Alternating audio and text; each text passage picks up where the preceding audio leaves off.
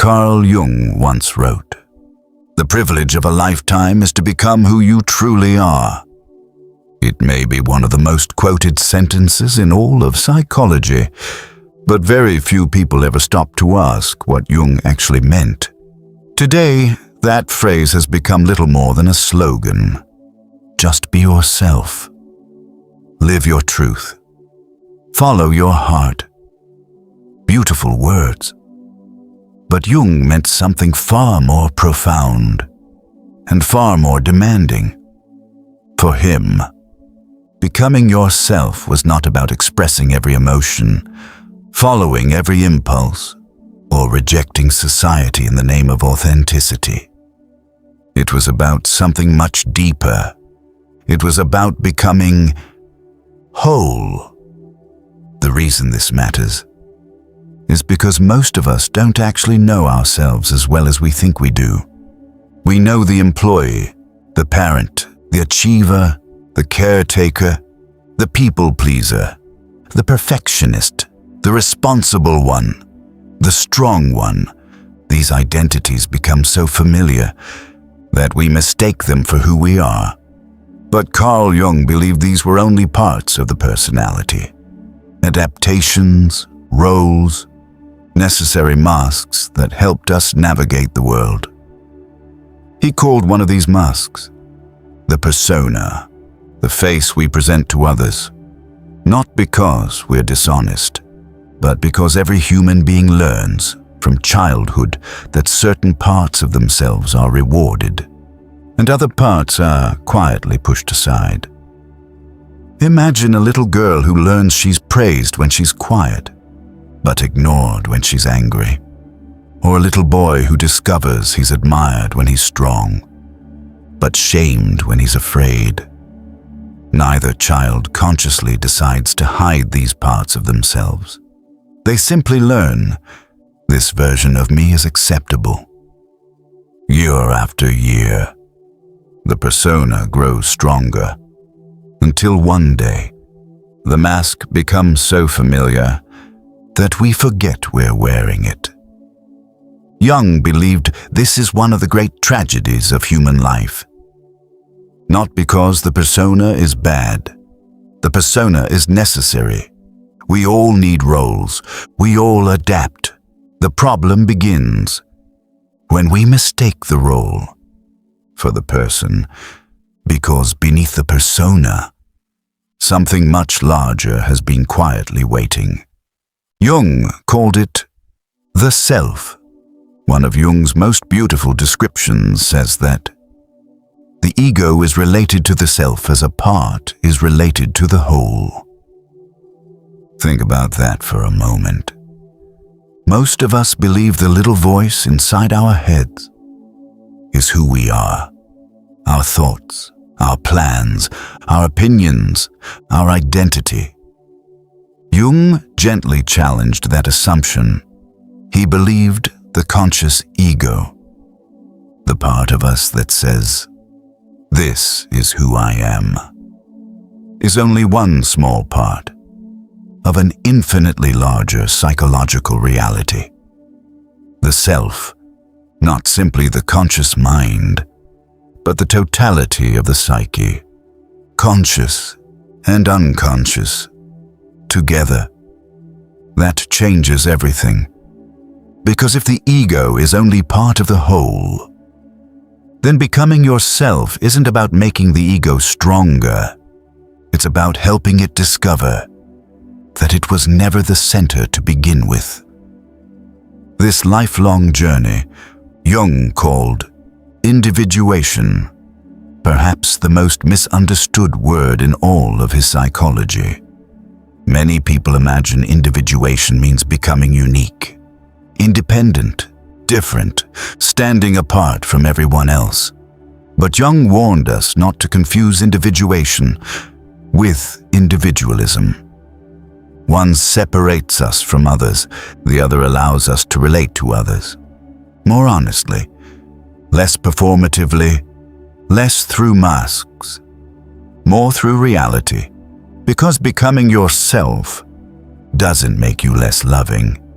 It makes you less falsely agreeable, less dependent upon approval, less afraid of being seen. But this journey isn't easy. In fact, Jung believed it often begins with discomfort, a strange feeling that something no longer fits. The career that once excited you now leaves you strangely empty. Conversations you've had for years begin feeling repetitive. You crave silence instead of constant stimulation. You begin asking questions that never would have occurred to you before. Why am I doing this? Whose expectations am I living?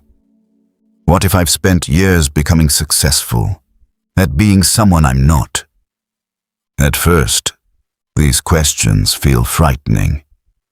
You wonder if you're becoming cynical, ungrateful, lost. But perhaps the opposite is true. Perhaps you're becoming honest, because Jung believed something remarkable. He wrote that the self cannot tolerate self-deception. There comes a point when pretending becomes more painful than changing, when excuses stop working, when the life you've carefully constructed no longer feels like home, not because you've failed, but because your deepest nature is quietly asking for your attention. So how do you know if this process has already begun? How do you recognize that your life is becoming organized, not around fear or performance or other people's expectations, but around something deeper, something Jung called the self? Jung believed there are signs, not loud ones, not dramatic ones, quiet signs, signs that often look like loss before they begin feeling like freedom. And once you recognize them, you'll never see your own life the same way again. Let's begin with the first. Perhaps the first sign you're becoming yourself isn't confidence, it isn't success, and it certainly isn't perfection. It's much quieter than that. You begin losing interest in being everyone else's idea of who you should be. For much of our lives, we don't realize how many decisions are made, not by our authentic selves, but by our persona. Jung described the persona as the face we present to the world, the role, the mask, the identity we've carefully constructed to help us belong. It isn't false. In fact, it's necessary. Every teacher, every physician, every parent, every leader needs a persona. The problem begins when we forget that it's a role and start believing it is who we are. Think about how often you've introduced yourself. I'm a manager. I'm a mother. I'm a husband. I'm an attorney. I'm the dependable one. I'm the strong one. Slowly, without realizing it, our roles become our identities, and whenever those identities are questioned, we feel as though we are being questioned. Jung believed one of the earliest movements toward the self is recognizing the difference. You begin asking questions that once felt impossible. If I lost this title, who would I be? If everyone stopped applauding, would I still choose this life? If no one expected anything from me, what would I actually want? These are frightening questions, because they shake the foundation of the life we've built. One of the greatest misconceptions about individuation is that it makes people rebellious. It doesn't. Jung specifically warned against confusing individuation with individualism. Becoming yourself doesn't mean rejecting society. It doesn't mean becoming selfish or believing you're better than everyone else. Quite the opposite. He believed individuation often makes people more genuine in their relationships, because they're no longer relating through a mask. They're relating as they truly are. Imagine a woman named Rebecca. For years, she was known as the dependable one, the employee who never said no, the friend who solved everyone's problems, the daughter who kept the peace. People admired her. She admired herself, or so she thought. Then something unexpected happened. One afternoon, a co-worker asked her to stay late. She opened her calendar. She remembered she had promised herself she would finally go home on time. She smiled kindly and said, "I won't be able to today." The room became quiet. Someone looked surprised. Another joked, "You've changed." Rebecca laughed politely, but as she drove home, she realized something. They weren't reacting to who she had become. They were reacting to the role she had stopped playing. That realization can feel incredibly lonely, because when the persona begins to loosen, not everyone celebrates. Some people benefited from the version of you that constantly abandoned yourself. Some relationships were built around your inability to say no, around your fear of disappointing people, around your habit of putting everyone else first. So when you begin changing, it may feel as though the people around you are changing. In reality, the masks are simply falling away. Jung believed that individuation often begins when self-alienation begins to end. When we stop confusing approval with authenticity, prestige with purpose, performance with identity. One of the clearest signs this is happening is that your internal questions begin changing. Instead of asking, "Will they like me?" you quietly begin asking, "Is this true? Does this reflect who I really am? Can I respect myself if I betray what I know, just to make someone else comfortable?" That question changes everything. Because once your inner life becomes more important than your public image, the persona is no longer leading. The self is beginning to emerge. This doesn't mean you'll stop caring about people. Far from it. But something beautiful begins to happen. You become less falsely agreeable, less falsely social, less willing to perform a version of yourself simply because it's expected. Instead, you begin offering people something much rarer: your presence, your honesty, your reality, not perfection, not performance, just you. Perhaps that's why this first sign feels so subtle. No fireworks, no dramatic announcement. Just one quiet realization. You no longer wake up each morning asking, "Who do I need to be today?" You begin asking something entirely different. Who am I? When no one is watching. And that may be the first true step toward becoming whole. If the first sign is that your persona no longer controls your choices, the second sign may surprise you even more. Because one of the clearest indications that the self is beginning to emerge is not that you become more outgoing or more successful. It's that, for the first time in your life, solitude begins to feel like home. If the first sign of individuation is that your persona begins losing its grip, the second sign is even quieter. You discover that being alone no longer feels like loneliness. It feels like meeting someone you've been avoiding your entire life. Yourself. Many people fear solitude, not because they dislike silence, but because silence removes distractions.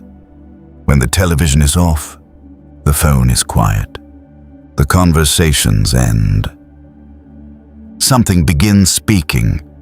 Your own thoughts, your own questions, your own unresolved conflicts. For many people, this is deeply uncomfortable, so they stay busy, constantly moving, constantly consuming, constantly surrounded by noise. Not because they enjoy it, because it keeps them from hearing the parts of themselves that have been patiently waiting to be acknowledged. Jung believed the unconscious is always trying to communicate. Sometimes through dreams, sometimes through imagination, sometimes through unexpected emotion, and sometimes through silence itself. The tragedy isn't that the unconscious remains silent. The tragedy is that we become too busy to hear it. Imagine a man named Michael. Every moment of his day is filled. Podcasts during the commute, music while exercising, television before bed, scrolling until he falls asleep. One weekend, his phone dies during a camping trip. For the first time in years, there is nothing, no distractions, no notifications, just silence. At first, he feels restless. His mind races. He reaches for a phone that isn't there. Then something unexpected happens. Beneath the restlessness, he notices sadness. Not because the silence created it, because the silence revealed it.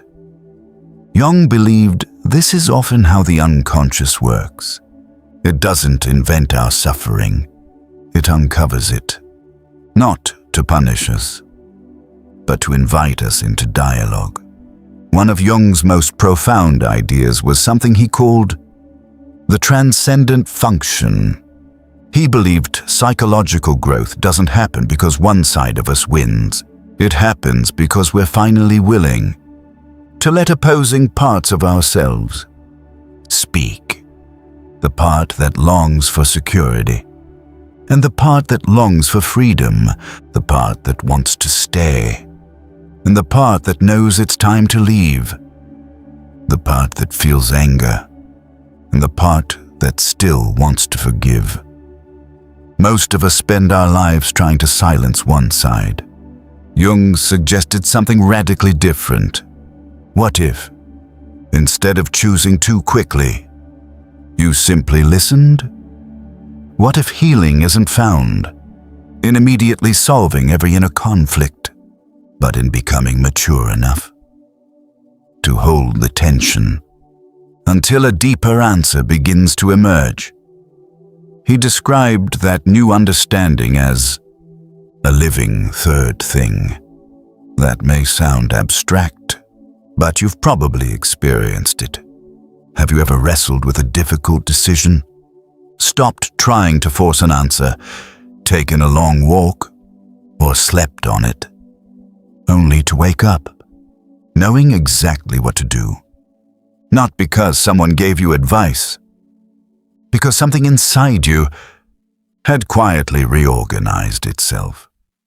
Jung believed that wisdom often emerges, not through force, but through patient attention. This changes the way we think about solitude. Solitude is no longer the absence of people. It becomes the presence of yourself, not the polished version, not the successful version, not the version everyone applauds. The whole person, the frightened child, the ambitious adult, the wounded parts, the hopeful parts, the confident parts, the uncertain parts. all of them finally sitting together at the same table. Perhaps that's why individuation often feels less like certainty and more like honesty. You no longer rush to eliminate every uncomfortable feeling. You become curious instead. Why did that comment hurt me? Why does this dream keep returning? Why do I keep repeating this pattern? These questions aren't signs that you're becoming more confused. They're signs that you're finally becoming more conscious. One of the beautiful observations in Jung's work is that people oriented toward the self become more capable of holding opposites. Instead of demanding simple answers, they become comfortable saying, "Part of me wants this, and another part of me fears it." Both are true. Neither has to be denied. Real maturity isn't eliminating contradiction. It's learning to carry it without running away. Perhaps that's the second sign you've been becoming yourself all along. Silence no longer frightens you because you've discovered that beneath the noise, there is someone worth listening to. And that someone is you. If solitude teaches us how to hear ourselves, the next sign asks something even more difficult. What happens when the person you're becoming no longer fits the life you've been living? Because one of the clearest signs that the self is beginning to organize your life is that some dreams, some relationships, and even some identities begin to feel too small. Perhaps one of the greatest changes that occurs during individuation has nothing to do with you alone. It changes the way you see everyone else. Carl Jung believed that much of what we think we see in other people isn't actually them. It's us, or more precisely, the parts of ourselves we have never fully recognized. He called this projection, one of the most important ideas in all of analytical psychology. Projection happens so naturally that most of us don't even realize we're doing it. We meet someone, within days, we decide they're extraordinary or terrible, the perfect partner, the perfect mentor, the perfect friend, the impossible boss, the impossible parent, the selfish spouse, the difficult co-worker. Sometimes those perceptions are accurate, but often they are incomplete, because we're not only seeing another person, we're also seeing our own unconscious expectations. Jung believed something remarkable.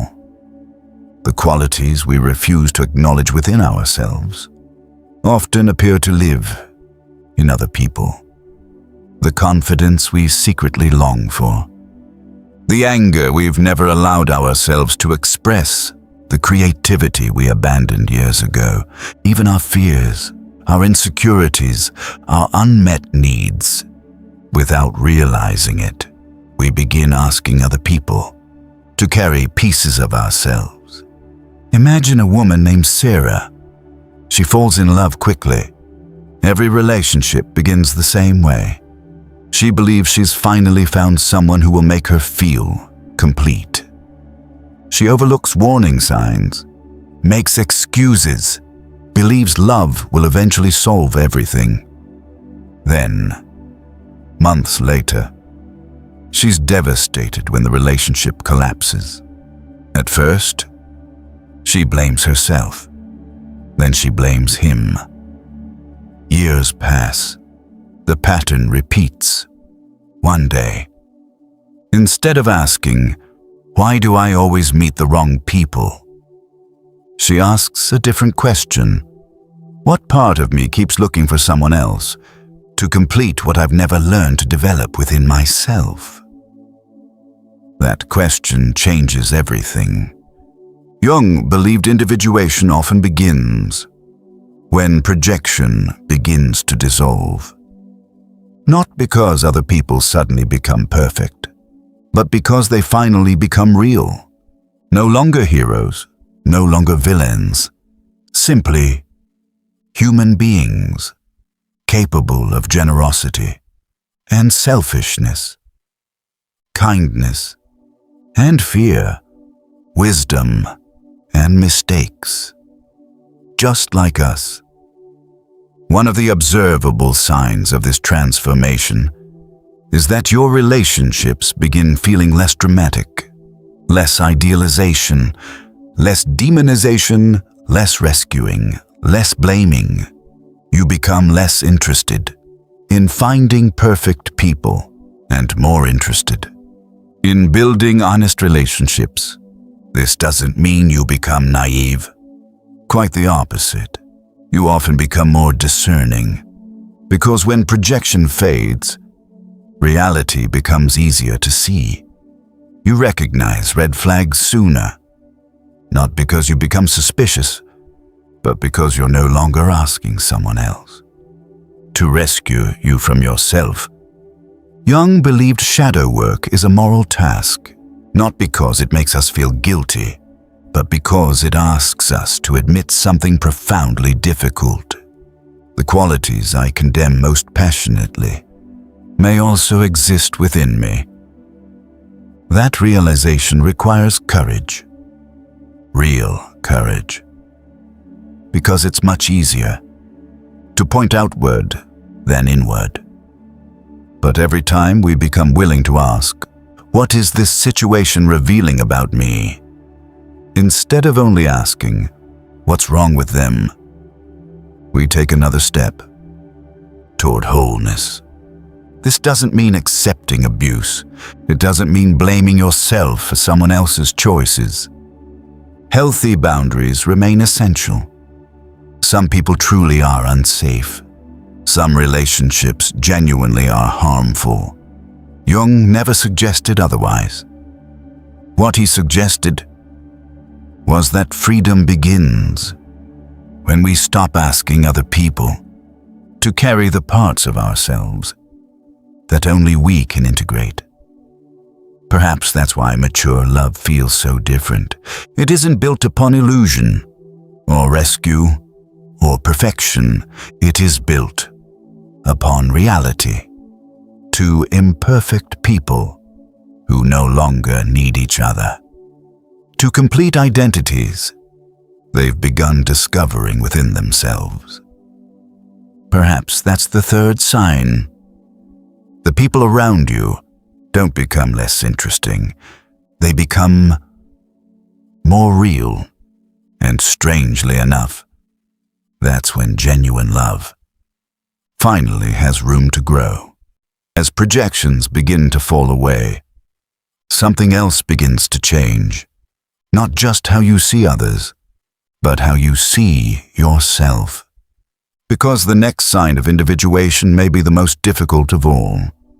You stop trying to become perfect and begin choosing something Carl Jung believed was far more important: wholeness. Perhaps the greatest misunderstanding about healing is that we imagine it ends with perfection. We picture a future version of ourselves who never feels anxious, never gets angry, never makes mistakes, never doubts, never struggles, as if becoming whole means becoming flawless. Carl Jung believed something entirely different. He believed the deepest psychological transformation begins the moment we stop chasing perfection and begin embracing wholeness. Wholeness sounds beautiful until we understand what it requires, because wholeness doesn't include only the parts of ourselves we admire. It includes the parts we've spent years trying to hide. Our envy, our fear, our pride, our insecurity, our need for approval, our loneliness, our anger. Not so we can celebrate them, but so we can finally stop pretending they don't exist. Jung believed the self includes both light and shadow, not one without the other. Both. Imagine carrying a heavy backpack your entire life. Inside are all the parts of yourself you've rejected, the tears you never cried, the anger you swallowed, the dreams you abandoned, the mistakes you refuse to forgive. You spend decades pretending the backpack isn't there, smiling, achieving, performing. Meanwhile, it grows heavier every year.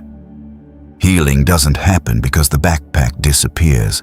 Healing begins when you finally take it off, open it, and say, "This is mine." Jung called confronting the shadow a moral task, not because it makes us bad people, but because it asks something profoundly difficult. It asks us to stop dividing humanity into good people and bad people. It reminds us that the same human heart contains both generosity and selfishness, compassion and resentment, courage and fear. The more honestly we recognize those realities within ourselves, the less desperately we need to deny them or project them onto someone else. Think about how often we say, "I'm just not an angry person.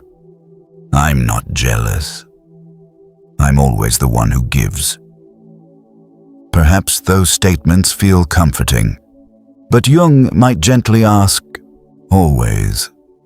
Because the moment we insist we are only one thing, we stop seeing ourselves clearly. Wholeness begins when we become capable of saying, "Yes, I'm kind.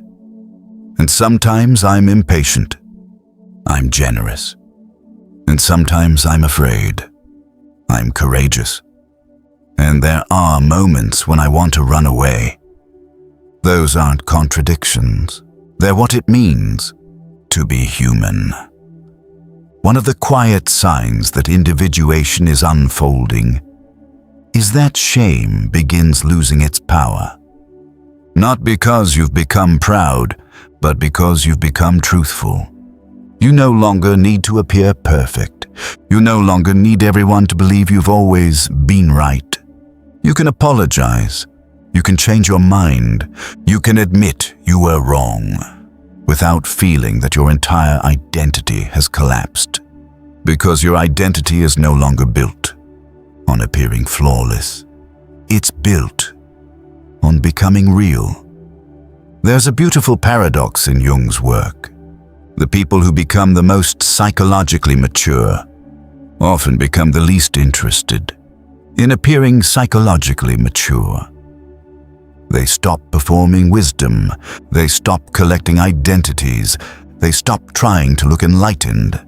Instead, they become quietly honest. They laugh at themselves more easily. They defend themselves less often. They become more curious than certain, because they understand that becoming whole isn't arriving at the end of the journey. It's remaining open to the next truth about yourself. The research surrounding Jung makes an important observation. A person oriented toward the self becomes less invested in appearing pure, good, or spiritually advanced, and more committed to pursuing wholeness over perfection. That single shift changes everything, because perfection creates distance, wholeness creates connection. People rarely feel safe around someone pretending to have all the answers, but they often feel deeply safe around someone honest enough to admit they don't. Perhaps that's why Jung believed the self cannot tolerate self-deception, not because it demands perfection, but because truth, even painful truth, is always a stronger foundation than illusion. And maybe that's what healing has been asking of you all along. not to become someone without flaws, but to become someone who no longer has to hide them. If wholeness changes the way you see yourself, then the final sign changes the way you experience life itself. Because somewhere along this journey, without even realizing it, you stop chasing excitement and discover something far more enduring, an inner center, a quiet peace, a home that no circumstance can take away. Throughout this journey, you may have noticed something. None of these signs were really about becoming more impressive, not more successful, not more confident, not even happier. They were all pointing towards something much quieter, something Carl Jung believed was at the very center of psychological life, the self. For Jung, the self was not simply another part of the personality. It was the organizing center of the whole psyche, the place where the conscious mind and the unconscious gradually begin working together instead of against one another. He often described this through symbols: a circle, a mandala, a center surrounded by a circumference. Not because these images were magical, but because they reflected something happening deep within the human soul. A life that had once been fragmented was slowly becoming unified. Perhaps that's why the final sign of individuation is so easy to miss. Nothing dramatic happens. No one hands you a certificate. There is no finish line. Instead, you begin noticing that life no longer throws you off center quite so easily. Someone disagrees with you, you listen. Someone praises you, you appreciate it. But neither criticism nor applause defines you anymore, because your identity has begun moving from the outside to the inside. Think back to who you were 5 years ago, maybe 10. How much of your emotional life depended on circumstances. A compliment could make your entire day. A criticism could ruin your week. Someone's approval became your confidence.